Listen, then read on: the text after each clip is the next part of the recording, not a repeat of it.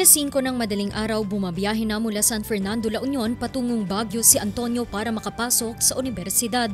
Pero sa mga nagdaang buwan, mas inaagahan na niya ang pag-alis ng bahay. Bagamat kasi nakamotorsiklo na, pagdating sa inaayos na daan sa Nagilian Road, nadadagdagan ang dapat sana'y 1.5 oras lamang niyang biyahe. Yung traffic ma'am, gano'n. Tsaka hassle kasi ginagawa yung daanan eh. Ngayon ma'am, 10 minutes gano'n. To 15 minutes po yung tagal ng traffic.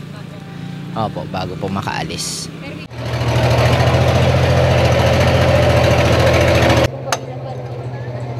Higit 2 kilometro ang haba ng inaayos na kalsada, kaya't naiipon ang mga sasakyan sa bawat dulo tuwing pinapadaan ang pababa ng La Union at ang mga paakyat ng Baguio.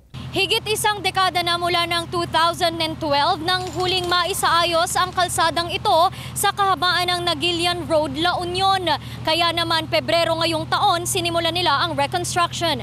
July sana ang target nilang pagtatapos ng proyekto, kaya lang inabutan sila ng pag-uulan. Paliwanag ng project engineer, nagkaroon daw ng problema sa 29 million na pondo para sa proyekto. Medyo na late yung pagka-release ng pondo, na late din yung notice to proceed natin. Kaya pati yung start ma'am, naabutan tayo ng tag-ulan. Meron pa yung time ma'am na buong buwan, hindi sila. Kasi magkakaroon ng funding sa ginawa nating brinik nating asphalt. Hindi namin pinapabuhos yun sa department namin. Ayaw namin mabuhusan na ganun.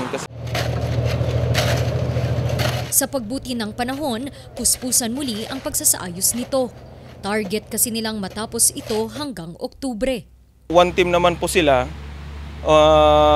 walang trabaho paggabi kasi mga residente baka hindi makatulog, ganun po ma'am. May istorbo, kumbaga. Manpower talaga yung main concern natin.